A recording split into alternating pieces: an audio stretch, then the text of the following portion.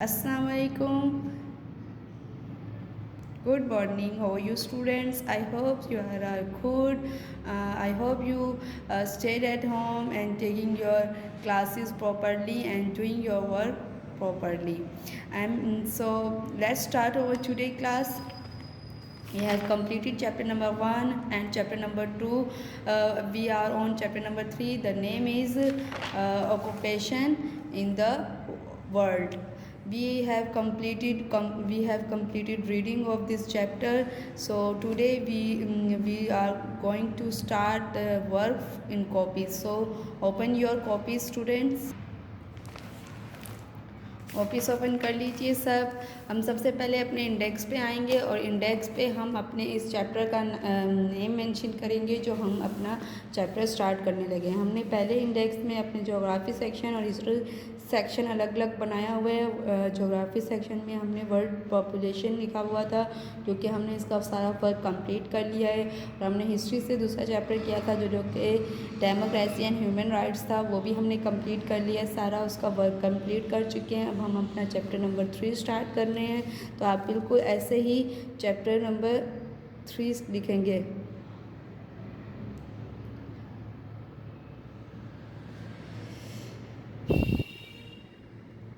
ठीक है, और आज की डेट लिखेंगे जो कि 2 है 2 नहीं है 3 है। मिस्टेक हो रही है, यहाँ पे भी मिस्टेक हो गई, यहाँ पे भी मिस्टेक हो गई। 3/3/12/2020। ठीक है, अब यहाँ पे चैप्टर का नाम लिखेंगे मेजर ऑक्यूपेशन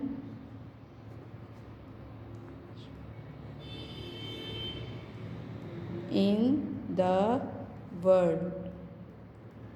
ठीक है, इसी तरीके से आप मेंशन कर दें और नीचे ब्लू कलर से अंडरलाइन मेंशन कर देते हैं हम ब्लू कलर से ऐसे लाइन अंडरलाइन कर दिया और हमने अपना चैप्टर क्लोज कर दिया। सो स्टूडेंट्स, अब हम अपनी वर्क की तरफ मूव करते हैं। So open your geography section.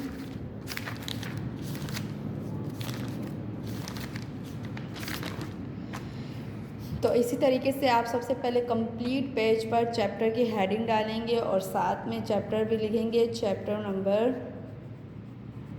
3। ठीक है, चैप्टर नंबर 3 लिखेंगे और साथ में लिखेंगे major occupation in the world. ठीक है स्टूडेंट्स, इसी तरीके से अपने कंप्लीट पेज पर हेडिंग डालनी है। ज्योग्राफी सेक्शन में हमने पहला चैप्टर किया है पॉपुलेशन ऑफ द वर्ल्ड, उसके बाद हमने ये चैप्टर 3 कर रहे हैं जो कि ज्योग्राफी में कर रहे हैं और आपने चैप्टर नंबर 3 ही लिखना है। तो स्टूडेंट्स, आपने इस तरीके से अपने कंप्लीट पेज पर हेडिंग डाली होगी चैप्टर की। अब हम क्वेश्चन आंसर की तरफ मूव करते हैं। स्टूडेंट्स, आपने बिल्कुल इसी तरीके से अपना पेज मेंटेन करना है। ब्लू कलर से या पेंसिल से मार्जिन ड्रॉ करने हैं और बिल्कुल इसी तरीके से दोनों साइड से आप अपने लाइंस ड्रॉ करके अपना पेज रेडी करेंगे। और अब आपने यहाँ पर लेफ़्ट साइड पे अपनी डेट लिखी होगी जो कि 3/12/20, 3/12/20। ठीक है, ये है हमारी आज की डेट। अब राइट साइड पे आपने डे और CW मेंशन करना है, थर्सडे और CW। आपने फिर नेक्स्ट आ जाएंगे, आपने क्वेश्चन आंसर की हेडिंग डालनी है बिल्कुल इसी तरीके से। आपको स्क्रीन पे नज़र आ रही होगी। आप या तो ब्लैक पेन से या ब्लैक मार्कर से क्वेश्चन आंसर लिखेंगे। ठीक है, अब हम क्वेश्चन नंबर 1 कर स्टार्ट करते हैं। क्वेश्चन नंबर 1 बिल्कुल इसी तरीके से मेंशन करेंगे आप और फिर ब्लैक पेन से क्वेश्चन लिखेंगे।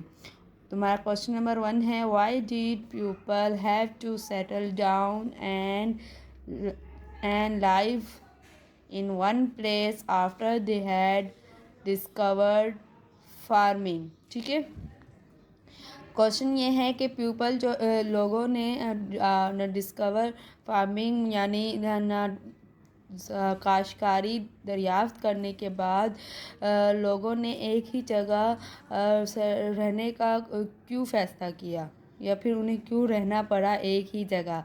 तो आंसर लिखते हैं हम।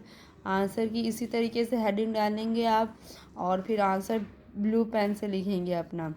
ठीक है, people had to settle down after discovered farming because they had to tend to the crops and harvest them at the right time. They could not carry basket of grain with them. If they traveled, it was also not practical moving animals every day.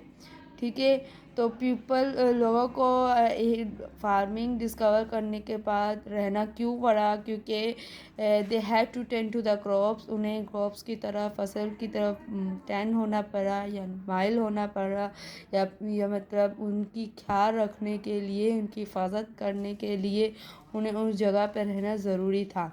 आपको पता है फसल उगाना कोई आम procedure नहीं होता है कि बस बीज बो दिए और वो खुद उग जाएगी, नहीं, उन्हें उनका ख्याल रखना पड़ता है, उनको उनकी टाइम टू टाइम उनको पानी देना, उनका किस तरीके से उनको कीड़े मकोड़े उनको ख़राब तो नहीं कर रहे ये भी देखना पड़ता है।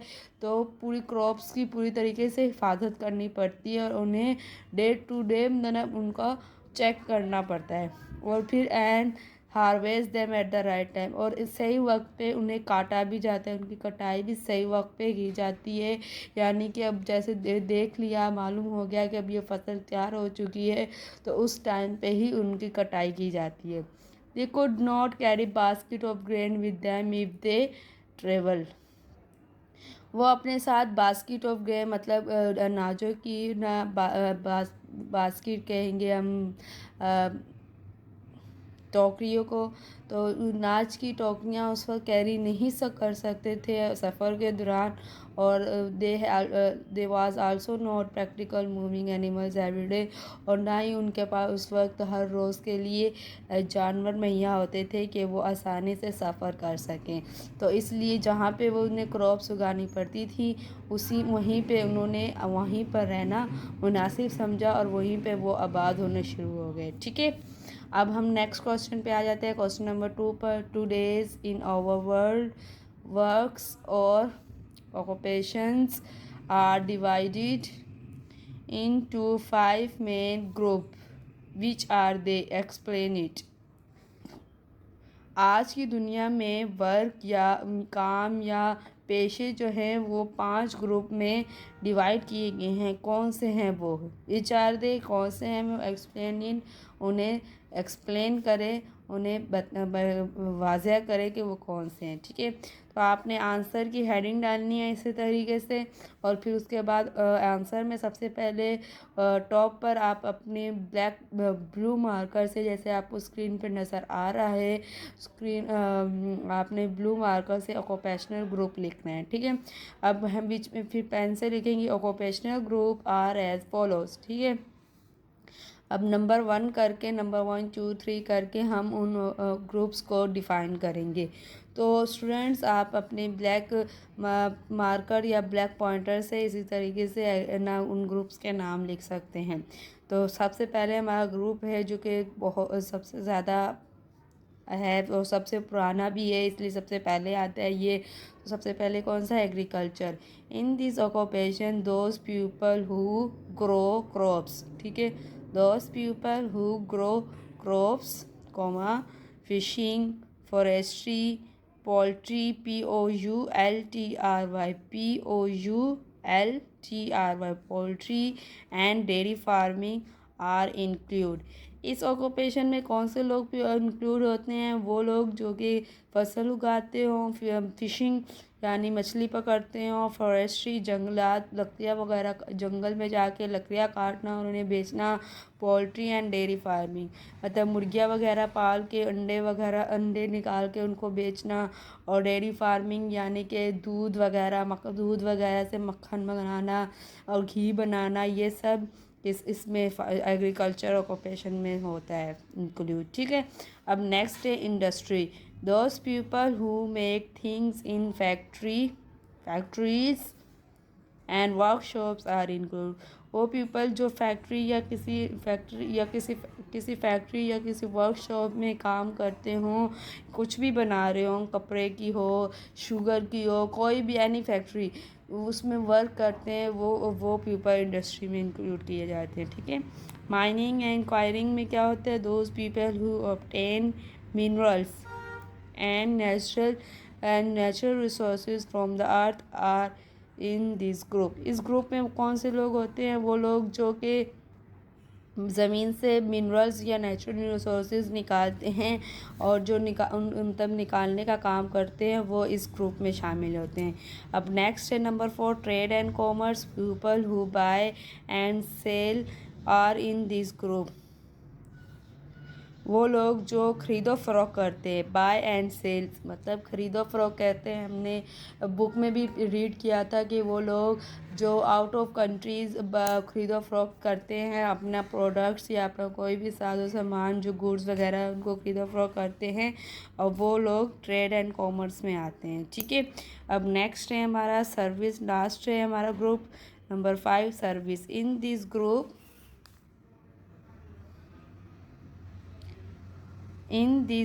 workers help to make life better for all the people. इस ग्रुप में वो लोग शामिल हैं जो कि लोगों की भलाई के लिए काम कर रहे हैं, मतलब कि फ्री ऑफ कॉस्ट नहीं, पर उनका मकसद क्या है, जो मतलब कि प्रोडक्ट नहीं बना रहे, वो सिर्फ अपनी ज़ात से किसी को मदद पहुंचा रहे हो, जैसे कि डॉक्टर्स, टीचर्स, लॉयर्स, इस तरीके से जो दूसरे काम सर अंजाम दे रहे होते हैं अपनी ज़ात से, जिनके कोई प्रोडक्ट नहीं बना रहा, वो सिर्फ अपनी ज़ात से किसी को फ़ायदा पहुंचा रहे हैं, वो लोग सर्विस में शामिल होते हैं। ठीक है, ये हो गया हमारे 2 क्वेश्चन। आज का वर्क हमारा इतना ही था। हमने ये 2 क्वेश्चन आंसर किए हैं। आपने बिल्कुल इसी तरीके से, इससे भी ज़्यादा सफाई से ही काम करना है आपने, और अपनी लर्निंग साथ साथ में जारी रखिए, अपना काम भी साथ साथ करते रहिए और अपना ख्याल रखिए। Remember me in your prayers. आज के क्लास की ड्यूरेशन यहीं पे ख़त्म होती है। खुदा हाफिज़।